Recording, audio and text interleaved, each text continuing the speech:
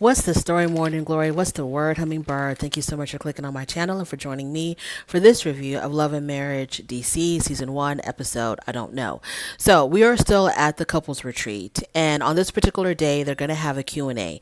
So DJ Quick and Ashley are hosting a Q&A. Everybody has to show up dressed up as some entertainer or celebrity, and DJ Quick and Ashley, they come in as Ike and Tina. Monique, Samuels, and Chris, they come in as Little Kim and Biggie. Arena and Jamie come in as Beyonce and Jay-Z.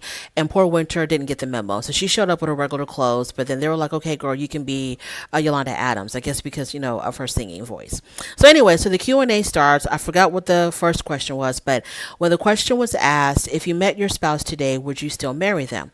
Now, the interesting thing is, this is what I really wanted to talk about, was Chris and Monique. Chris said he would definitely marry Monique all over again. He loves her. That's the love of his life. He just goes on and on, praising her, glorifying her, of what she means to him, the love that he has for her. And it was very beautiful, very sentimental, and it sounded very genuine. So he made the fatal mistake of saying, even with my college sweetheart, who I loved a lot, the love that I have for Monique, it can't even compare. Like the love that he has for Monique is just better, stronger, bigger than any love that he's ever had. And he was using the college sweetheart relationship as an example to show that as much as I loved that girl, as much as I was, feeling for her, the way that I feel for Monique is much, much more. It's way more than that. And I guess if anybody knew Chris back in college, they would understand, like, maybe he was really crazy about that girl. But instead, the love that he has for Monique is stronger, it's better. And yes, he would definitely marry Monique again. And so when he said that, Monique didn't like it. So to me, and I think to maybe most people, what he said was very beautiful, but Monique didn't like it at all. She saw it as an insult. She was like, why do you have to compare me to someone else just to compliment me? And so while she was talking, he interrupted her and he began to explain himself. And, I think he did something like, wait a minute, hold on, let me. And then she automatically was like, don't shut me down. Don't shut me down. So this beautiful moment turned into an ugly moment real quick because she didn't want to be compared to another female.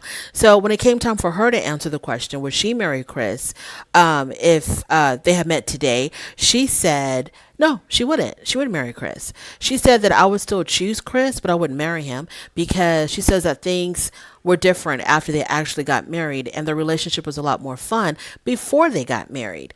And I've never understood this. I need someone to school me on how does marriage make a relationship worse, because the people haven't changed.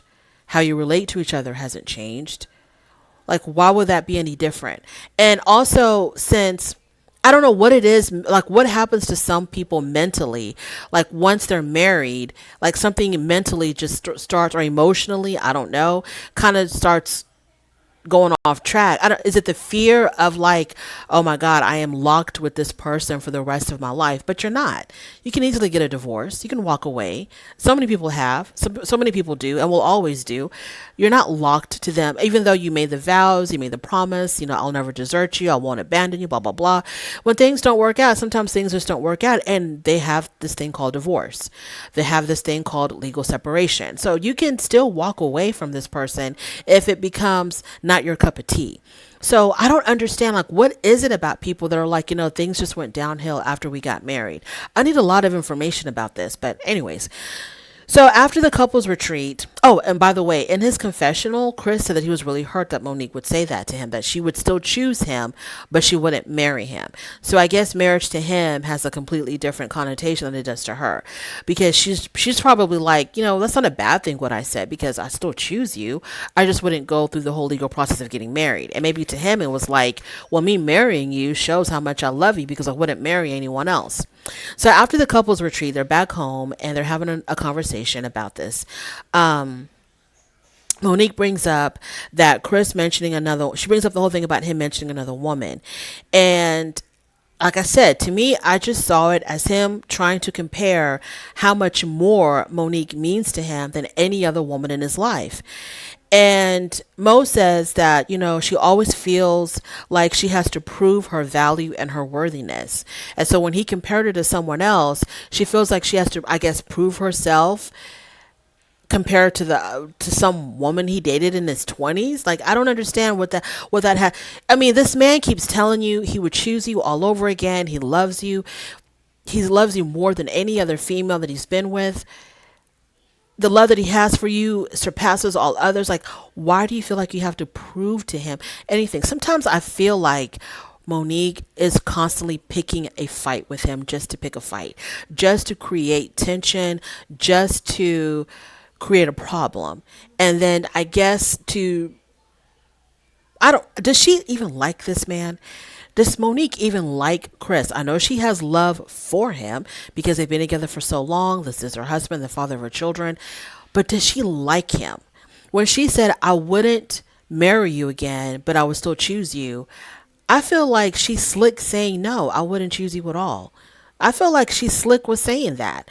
I don't think that she would choose Chris again. There is no way that anybody can make me believe that Monique would choose Chris again if she could do this all over again and then she could see how things turned out with him. I don't think she would. I think Chris is constantly trying to prove to Monique that he's worthy of Monique. Even though she says, I'm the one who always has to prove that I'm worthy. I always have to prove my value. No, no, no, no, no, no, no, no. It's the other way around. Chris is the one that has to prove that he's worthy of her, that he has to prove his value to her. I don't see her trying to prove anything to him. Like, what are you talking about? Prove to him? I don't see. He's doing whatever Monique wants. Chris does. Go to therapy, he does it. Do these exercises, he does. And everything that he does is never good enough for her. So he is trying to prove to her that he's worthy of her. It's not her proving to him. And like I said before, I really believe that where there's smoke, there's fire. I do believe that there might have been a fling, an affair, an attraction, or something with her and that trainer that was rumored to have been her lover. And I think Chris got wind of it. Obviously, he did because they talked about it on the Real Housewives of Potomac. It was her storyline. And I think that instead of him being angry at Monique, he probably was angry at himself for causing his wife to want to step out of their marriage. And even though it was not his fault, and someone needs to let Chris know if that's what happened, if allegedly that's what happened, it was not his fault, it was not his doing. She was just being trifling. So, but I feel like Chris believes, or I feel like there was probably truth to those rumors. And Chris now has to prove that this is where you need to be with me, and I will do whatever you ask me of. And I think that maybe they talked about it. Possible, it's very possible they could have discussed it. You could have probably was like, yeah, I was with someone else. Yes, I was having feelings for someone else. I was feeling an attraction for another man, and this is the reason why, because you're not filling up my cup. You're not doing this. You're not doing that. And now Chris is working overtime to do all of those things and then some to try to keep Monique. I really do think that. I really do think that he's working to keep her. I can't say for certain. Obviously, I don't know that she had this affair.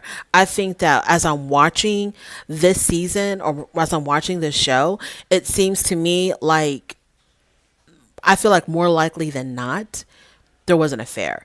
So if I was sitting in a jury of a civil trial where the evidence has to be proven, or the case has to be proven just by the preponderance of the evidence, I think that's the threshold that's used in a civil case. You just have to prove by the preponderance of the evidence, not unlike a criminal case, you have to prove beyond a reasonable doubt.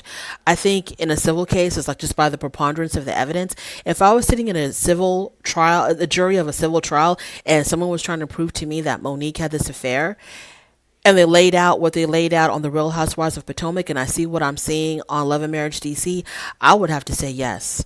By the preponderance of the evidence, Your Honor, she did have an affair, or she did something outside her marriage with this other guy. Yes, yes, I do believe that. I would have to say that. And I'm hoping that I'm wrong, because I don't want Chris to always feel like And then that's another thing. Her getting upset about him comparing her to an old girlfriend, where in fact, I think she's been comparing him to other men for a while. I think she's been comparing him to other men.